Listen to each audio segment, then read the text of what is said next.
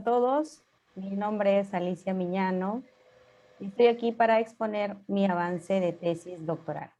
Antes que nada, agradecer a Dios por estar con salud todos aquí el día de hoy, a nuestra querida Universidad San Martín de Porres, a toda la plana docente, a nuestro jurado evaluador y a todos los asistentes el día de hoy. El tema de mi tesis se titula Los estados financieros como elementos probatorios en el derecho procesal peruano. Esta investigación la estoy realizando para optar el grado académico de doctor en Derecho. He querido plantear mi exposición con la siguiente secuencia. Iniciar con una introducción que contextualice cómo se origina la presente investigación, luego mostrar el planteamiento del problema, las hipótesis, las variables, la metodología que se viene utilizando, la delimitación de la investigación, la importancia y finalmente las conclusiones a las que hemos podido arribar hasta el momento. Como parte de la introducción, me gustaría mostrar algunos casos de la práctica del ejercicio del derecho que muestren cómo se origina la idea de esta investigación. Por ejemplo, aquí tenemos un caso de obligación de dar suma de dinero en el campo o en el ámbito del derecho procesal civil, ¿no? Entonces, aquí el juez indica de que no se han podido corroborar ciertos medios probatorios a fin de establecer la exigibilidad de la acreencia. Asimismo, dice que no es posible efectuar la compensación que se pretende. Entonces, ¿qué pasó aquí? Este es un caso de obligación de dar suma de dinero. Hay dos personas jurídicas. Una le dice a la otra, bueno, usted me debe. La otra le dice, responde el demandado y le dice, usted también me debe. Y el demandado invoca la compensación. Entonces, el juez indica de que los medios probatorios ofrecidos por el demandado no son suficientes y que por ende no se puede aplicar la compensación. Generando de que no haya, digamos, un pronunciamiento sobre el fondo, ¿no? Entonces, aquí surge la idea de que se hubiesen podido utilizar quizás los estados financieros, específicamente el balance general, ya que estamos hablando de dos personas jurídicas y cada una de ellas tiene su balance, cuentas por cobrar y cuentas por pagar, y en ese caso se hubiese podido aplicar quizás la compensación y verificar o dar esa convicción que necesitaba nuestra autoridad para poder aplicar lo solicitado por las partes. Aquí también tenemos otro caso en el cual, de igual manera, en el ámbito civil, podemos observar que el juez dice, la demandante no ha cumplido con acreditar el vínculo causal que originó la obligación de dar suma de dinero, objeto a cobro, ¿no? Entonces, se demanda obligación de dar suma de dinero, del mismo modo aquí, personas jurídicas que utilizan estados financieros, sin embargo, no es requerido el balance, tampoco es ofrecido por las partes. Entonces, surge la idea de que quizás no se estén utilizando los estados financieros o parte de ellos como medios probatorios al interior de un proceso legal. Finalmente, acá también quería mostrarles dentro de los casos un caso laboral, en el cual podemos apreciar de que un trabajador solicita a su empleador que se verifique si realmente se han hecho los cálculos adecuados sobre unas comisiones que él había solicitado y acude al juez y le dice, señor juez, bueno, me gustaría que se verifique porque no estoy seguro si mis comisiones han sido calculadas adecuadamente. Y por supuesto, si es que no hubiese sido el cálculo adecuado, esto repercute en todo el pago de sus beneficios sociales. Solicitando a este trabajador que se oficie a SUNAT para que le den el dato de las ventas, ¿no? Si estamos hablando que a él le ofrecieron una comisión de un determinado porcentaje, vamos a decir 1% sobre las ventas, se necesitaba el dato de ventas exacto para poder verificar o hacer ese cálculo que se estaba requiriendo. Sin embargo, de manera reiterada se le pidió información a SUNAT sobre las ventas que había realizado este trabajador de manera disgregada en la zona sur del Perú, que era la zona en la cual él estaba a cargo. Pero SUNAT, de igual manera, en forma reiterada, respondió que no podía entregar esta información porque ellos no tienen esa información.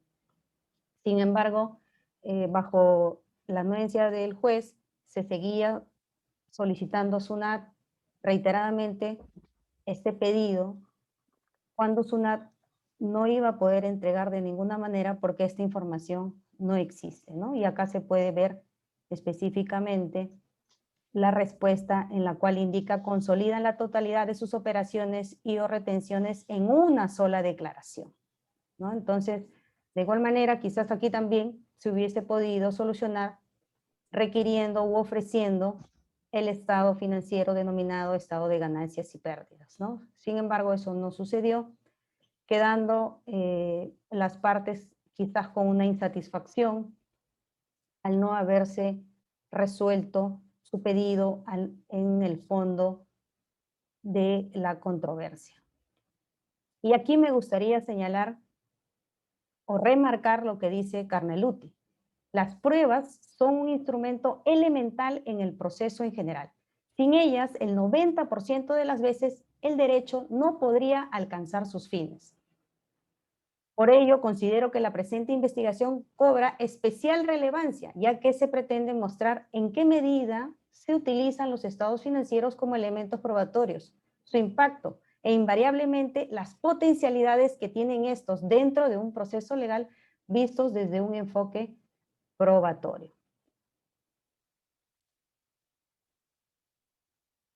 Y dentro de las bases teóricas que se vienen revisando hasta la fecha para la elaboración de esta tesis, me gustaría destacar lo señalado por la sentencia del Tribunal Constitucional recaída en el expediente 9-2014, publicada el 5 de abril en el portal del TC, la cual nos da informe sobre qué incluye un juego completo de estados financieros. Por ejemplo, nos dice que incluye un balance general, un estado de ganancias y pérdidas, un estado de cambios en el patrimonio neto y un estado de flujos de efectivo, así como también las respectivas notas explicativas, ¿no?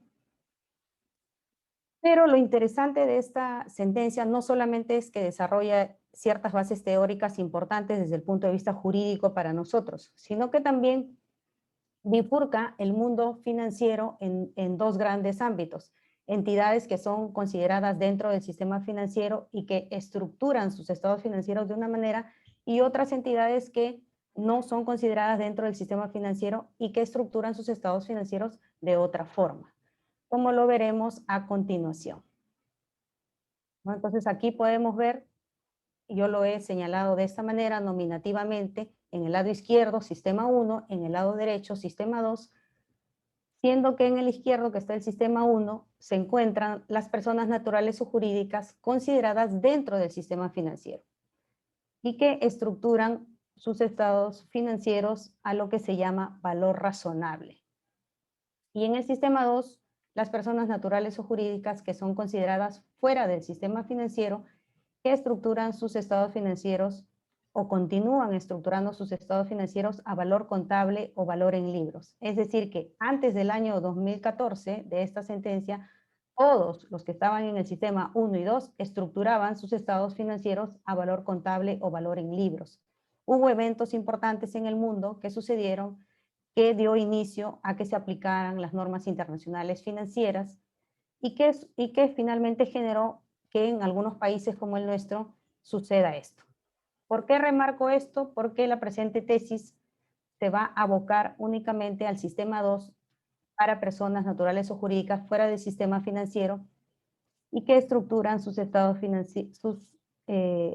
financieros a valor razonable o valor en libros.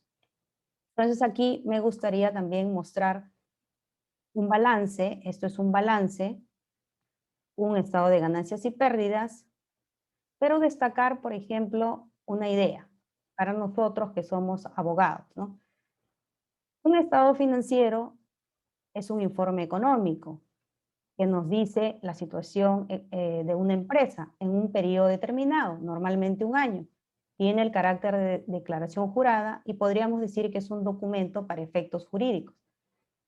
Pero contablemente, cada uno de estos nombres que ustedes ven acá, de estas denominaciones, se le llama cuenta. Y al frente de cada denominación está una cifra. Pero esta cifra no la vemos, digamos aquí, nominativamente. Detrás de ella hay una serie de documentos que sustentan el haber llegado hasta aquí. ¿Cuáles serían esos documentos? Contratos, eh, actas, declaraciones juradas, partidas electrónicas, certificados de acciones, facturas, boletas, notas de crédito, notas de débito. Dependiendo del tipo de cuenta y su tratamiento, todas están respaldadas en documentos. Y desde mi punto de vista, considero que el abogado es la autoridad al momento de reconocer los documentos y por supuesto podría tranquilamente tomar esos documentos, echar mano de esos documentos, revisar esos documentos, por supuesto con el apoyo o el auxilio contable para que estos documentos eventualmente puedan ser considerados u ofrecidos en una determinada litis, en una determinada controversia. Y aquí mostrarles también el estado de ganancias y pérdidas, ¿no? Aquí igual vemos una serie de denominaciones y al frente una cifra. Acá, por ejemplo, tenemos la denominación de ventas y al frente la cifra que nos informa de 6 millones, ¿no? Entonces, por ejemplo, en el caso laboral que estábamos viendo, lo que el trabajador hubiese requerido al juez, o en todo caso el juez incluso de oficio hubiese podido solicitar al empleador que muestre sus estados de ganancias y pérdidas, para de esa manera poder establecer cuáles habían sido las ventas. Luego de ello, pedir un disgregado acerca de las ventas que se habían realizado en la zona sur y de esa manera absolver la verificación que estaba solicitando el trabajador. Y bien, de esta manera, con esta investigación que se ha realizado, hemos llegado al planteamiento del problema, la hipótesis y las variables que han surgido a partir de esto. El planteamiento del problema lo he realizado de la siguiente manera. ¿En qué medida se utilizan los estados financieros como elementos probatorios en un proceso legal? Luego de haber visto estos casos, como les decía, en el ejercicio y la práctica profesional, surge esta pregunta. ¿En qué medida se utilizan los estados financieros como elementos probatorios en un proceso legal? Y como objetivo general, determinar en qué medida justamente se utilizan los estados financieros como elementos probatorios en un proceso legal. Y como objetivos específicos, verificar en qué medida son utilizados por las partes, por el juez, así como también determinar en qué medida los estados financieros son utilizados para lograr convencimiento o toma de decisiones por parte de un juez en un proceso legal. Indagar en qué medida los informes económicos son considerados medios probatorios en un proceso legal. La hipótesis que decanta naturalmente a partir de esta problemática es que los estados financieros no son utilizados como medios probatorios en un proceso legal. Y las hipótesis que se derivan de esto es que los estados financieros no son utilizados como instrumentos probatorios por las partes, o que son utilizados parcialmente como instrumentos probatorios que hace uso el juez, o que los estados financieros también son parcialmente utilizados para lograr convicción y o toma de decisiones en un proceso legal. Finalmente, que los informes económicos usualmente no son requeridos como medios probatorios en un proceso legal. ¿Cuáles serían las variables? Tendríamos dos variables. Una variable independiente que serían los estados financieros y una variable dependiente que serían los elementos probatorios. Dentro de la variable independiente trabajaremos las dimensiones del documento de carácter legal, informe económico en un periodo determinado, y para la variable dependiente las dimensiones de instrumentos que hacen uso las partes o litigantes, instrumentos que hacen uso los abogados, instrumentos que hace uso el juez o el fiscal u otra autoridad, y instrumento para lograr convencimiento y toma de decisiones. ¿Cuál es la metodología que se está utilizando para la presente tesis? La metodología que se está utilizando es un diseño metodológico exploratorio de naturaleza empírica o de campo, con un enfoque analítico, aplicando instrumentos estructurados, el uso de diversas técnicas estadísticas, por lo que es una investigación cuantitativa con orientación interdisciplinaria aplicada, ya que tenemos también a la ciencia contable, la economía y el derecho. ¿Cuál es la delimitación de la investigación? La delimitación de la investigación se ha realizado por el periodo comprendido entre el año 2015 a 2019 y se desarrollará considerando una muestra de entrevistas conforme a la ley jurisdiccional efectiva peruana, encuestas a autoridades, abogados y partes, distinguiendo, por supuesto, el enfoque para personas naturales o jurídicas consideradas en el sistema 2 y que utilicen estados financieros dentro de un ámbito procesal, civil, laboral, penal y administrativo. ¿Cuál sería ahora la importancia de la presente investigación? La importancia de la presente investigación la he planteado de la siguiente manera. Podrá aportar en cualquier ámbito procesal por la generación de nuevo conocimiento a partir de la vinculación de dos grandes áreas del saber, como son el derecho procesal y los estados financieros. Asimismo, es importante porque la institución de la prueba en materia procesal cruza transversalmente todas las áreas del derecho, por lo que será de gran utilidad.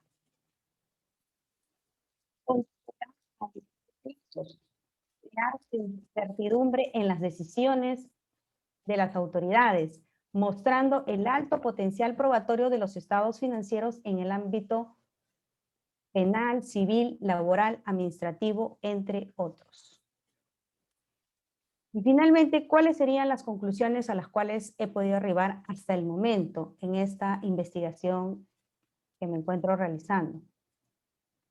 1. La presente investigación vislumbra la hipótesis de que los estados financieros no son comúnmente utilizados en los procesos legales.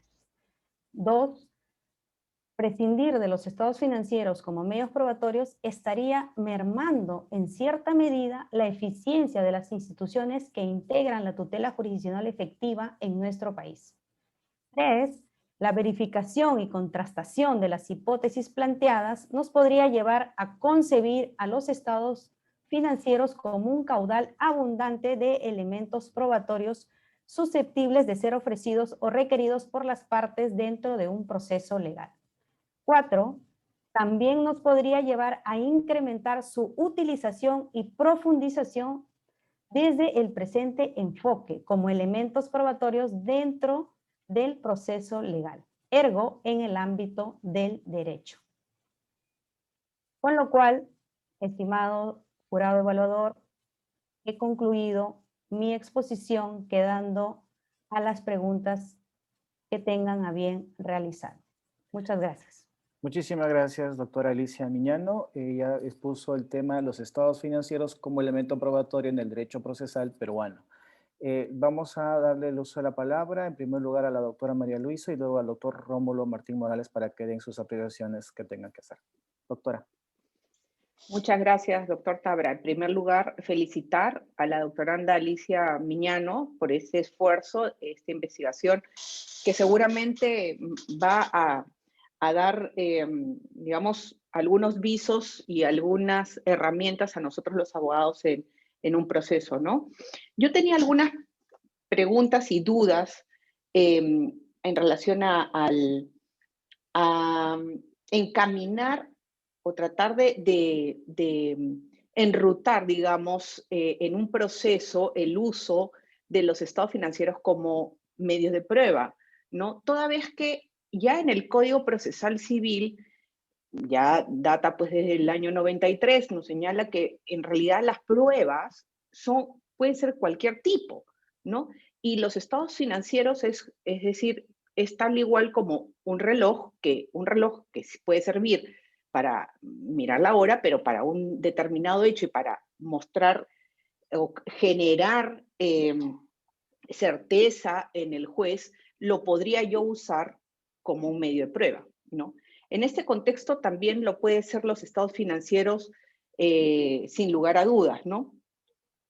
Sin embargo, aquí yo quería comentar algo puntualmente.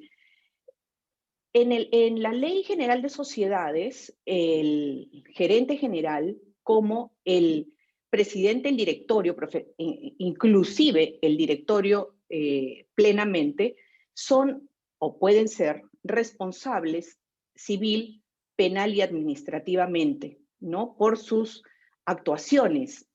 En este caso, usted, doctoranda Miñano, señaló que los estados financieros podrían, digamos, verse como una declaración jurada o tomarse como una declaración jurada. Y yo creo que hacia allí sí debería o debería explotarse más la investigación, ¿no? Porque se ve integrada con lo que ya además se señala en la propia Ley General de Sociedades, ¿no? Atar la responsabilidad de quienes están a su cargo, por ejemplo, en la gran mayoría, sabemos, en el Perú existen las sociedades anónimas cerradas, ¿no? Estas sociedades o empresas familiares en las cuales no necesariamente tienen directorio, sino el gerente general asume ambos cargos, digamos. Y el gerente general está obligado, o director gerente, está obligado a presentarle los estados financieros a los accionistas, que en muchos de los casos parte de los accionistas es el propio gerente general, pero sin embargo imaginemos que teóricamente no sea así, pero sí el gerente general o el directorio en su pleno son responsables de esto. ¿Por qué digo y menciono esto? Porque si no se atara la responsabilidad de estos órganos societarios, ¿no? En una persona jurídica, resultaría que los estados financieros podrían ser documentos hechos de parte, nada más, y no servirían de mucho, ¿no? Porque uno no puede generar su propia prueba. La prueba tiene que ser objetiva. Entonces, de repente por ahí creo que sería importante integrar a la investigación que está haciendo.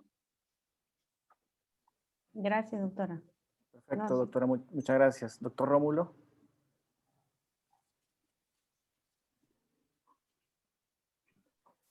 Bueno, gracias, doctor Edison Tabra, por la invitación. Doctora Alicia Miñano, me gustaría saber cuáles son los temas que están vinculados a su investigación. Es decir, usted ha puesto 3 casos donde sería, ¿no?, en su opinión, necesarios, ¿no?, estos medios de prueba, estos informes económicos. Pero ¿en qué procesos es importante que el juez tome en cuenta, o las partes, ¿no?, cuando presenten sus medios probatorios, la presentación de estos informes económicos? Pregunto esto porque me gustaría saber si usted encontraba alguna jurisprudencia, ¿no?, en otros ordenamientos jurídicos sobre la importancia de la presentación de estos informes, dependiendo de qué proceso sea, ¿no? Y en segundo lugar, creo que también sería muy importante mencionar, ¿no?, más allá de los casos que usted puede inducir de que hay alguna importancia, sería importante señalar si hay algún antecedente legislativo, doctrinario o jurisprudencial de otros ordenamientos donde sí es relevante la presentación de estos medios probatorios económicos. Sí, doctor, bueno, con respecto a justamente en la investigación he señalado de que dentro de las bases teóricas que hasta el momento he podido revisar, específicamente sobre el tratamiento de medios probatorios, no he encontrado hasta el momento. He encontrado en el Código de Comercio que anteriormente, en su época, se tomaba, digamos, la contabilidad como una forma de evidenciar los ingresos y egresos de una determinada persona jurídica. Pero después, al inicio de la entrada del Código de Comercio, ya no he encontrado más que algunos libros, ¿no?, de algunos autores, pero jurisprudencia en sí sobre este tratamiento como medios probatorios no he encontrado hasta el momento. Justamente por eso es que lo que sí hay es bastante doctrina, información sobre estados financieros, pero no de su tratamiento dentro del ámbito procesal, sino dentro del ámbito societario, dentro del ámbito de repente del derecho corporativo, ahí sí, pero dentro del ámbito procesal no. Ahora, eso, como le había explicado, tiene, digamos, para mí, desde mi punto de vista, bastante potencial. Tiene un alto valor probatorio porque en los casos que le he mostrado son casos reales donde se hubiese podido utilizar y sin embargo no se ha requerido ni ha sido ofrecido por las partes, ¿no? Entonces, finalmente indicar de que justamente en el doctorado también tenemos el reto de unir áreas del saber, ¿no? Grandes ámbitos del saber. En este caso, mi propuesta es vincular los estados financieros como elementos probatorios y el derecho procesal, porque sobre eso actualmente no he encontrado hasta el momento, como le digo, jurisprudencia o que se hayan hecho investigaciones al respecto. Y esta es mi propuesta investigativa.